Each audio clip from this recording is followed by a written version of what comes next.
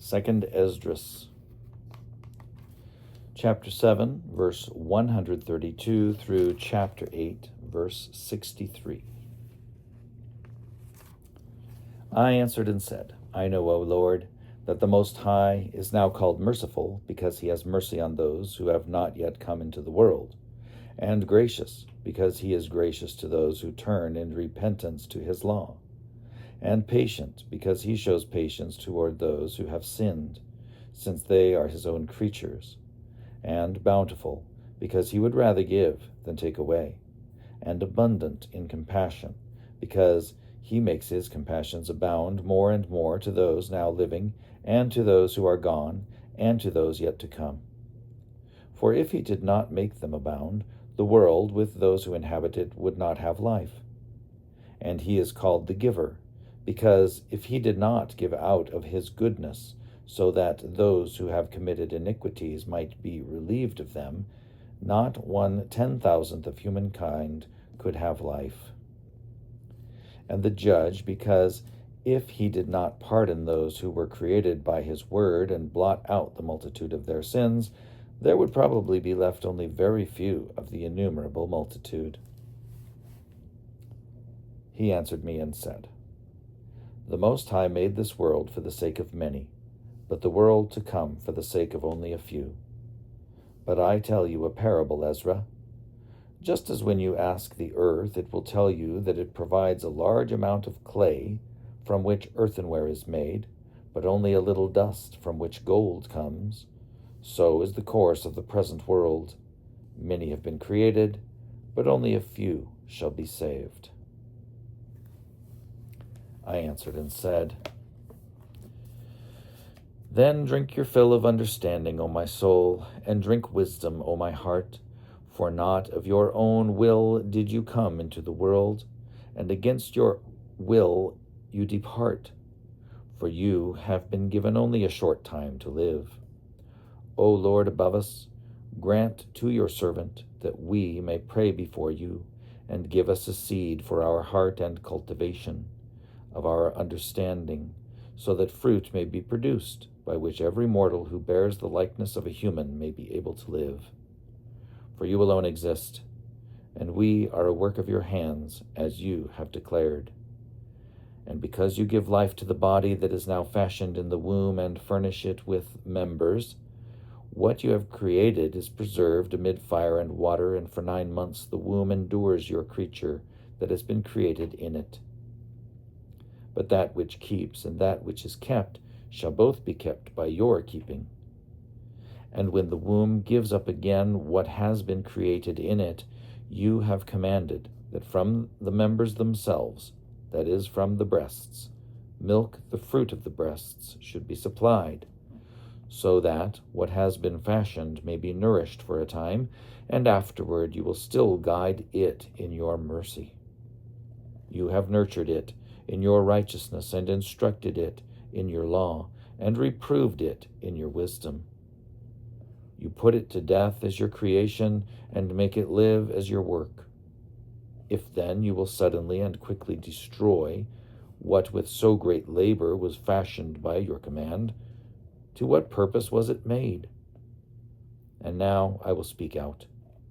About all humankind you know best, but I will speak about your people, for whom I am grieved, and about your inheritance, for whom I lament, and about Israel, for whom I am sad, and about the seed of Jacob, for whom I am troubled.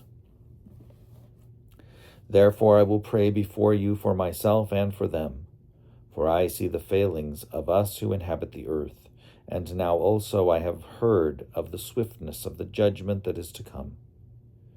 Therefore hear my voice and understand my words, and I will speak before you. The beginning of the words of Ezra's prayer before he was taken up. He said, O Lord, you who inhabit eternity, whose eyes are exalted, and whose upper chambers are in the air, whose throne is beyond measure, and whose glory is beyond comprehension, before whom the hosts of angels stand trembling, and at whose command they are changed to wind and fire, whose word is sure and whose utterances are certain, whose command is strong and whose ordinance is terrible, whose look dries up the depths and whose indignation makes the mountains melt away, and whose truth is established forever. Hear, O Lord, the prayer of your servant, and give ear to the petition of your creature. Attend to my words. For as long as I live, I will speak, and as long as I have understanding, I will answer. O, do not look on the sins of your people, but on those who serve you in truth.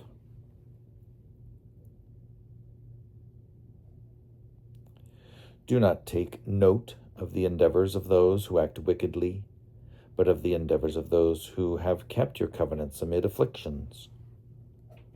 Do not think of those who have lived wickedly in your sight, but remember those who have willingly acknowledged that you are to be feared. Do not will the destruction of those who have the ways of cattle, but regard those who have gloriously taught your law. Do not be angry with those who are deemed worse than wild animals, but love those who have always put their trust in your glory. For we and our ancestors have passed our lives in ways that bring death, but it is because of us sinners that you are called merciful. For if you have desire to have pity on us, who have no works of righteousness, then you will be called merciful. For the righteous, who have many works laid up with you, shall receive their reward in consequence of their own deeds. But what are mortals, that you are angry with them? Or what is a corruptible race, that you are so bitter against it? For in truth, there is no one among those who have been born who has not acted wickedly. Among those who have existed, there is no one who has not done wrong. For in this, O Lord, your righteousness and goodness will be declared, when you are merciful to those who have no store of good works. He answered me and said, Some things you have spoken rightly, and it will turn out according to your words. For indeed, I will not concern myself about the fashioning of those who have sinned, or about their death, their judgment, or their destruction. But I will rejoice over the creation of the righteous, over their pilgrimage also, and their salvation, and their receiving their reward. As I have spoken, therefore, so it shall be. For just as the farmer sows many seeds in the ground, and plants a multitude of seedlings, and yet not all that have been sown will come up in due season, and not all that were planted will take root, so also those who have been sown in the world will not all be saved. I answered and said, If I have found favor in your sight, let me speak. If the farmer's seed does not come up because it has not received your rain in due season, or if it has been ruined by too much rain, it perishes. But people who have been formed by your hands and are called your own image, because they are made like you, and for whose sake you have formed all things, have you also made them like the farmer's seed? Surely not, O Lord, above. But spare your people and have mercy on your inheritance, for you have mercy on your own creation. He answered me and said, Things that are present are for those who live now, and things that are future are for those who will live hereafter. Those who will live hereafter. For you come far short of being able to love my creation more than I love it. But you have often compared yourself to the unrighteous. Never do so. But even in this respect, you will be praiseworthy before the Most High, because you have humbled yourself, as is becoming for you, and have not considered yourself to be among the righteous. You will receive the greatest glory, for many miseries will affect those who inhabit the world in the last times, because they have walked in great pride. But think of your own case, and inquire concerning the glory of those who are like yourself. Because it is for you that paradise is opened, the tree of life is planted, the age to come is prepared, plenty is provided, a city is built, rest is appointed, goodness is established, and wisdom is perfected beforehand. The root of evil is sealed up from you, illness is banished from you, and death is hidden. Hades has fled, and corruption has been forgotten. Sorrows have passed away, and in the end the treasure of immortality is made manifest. Therefore do not ask any more questions about the great number of those who perish.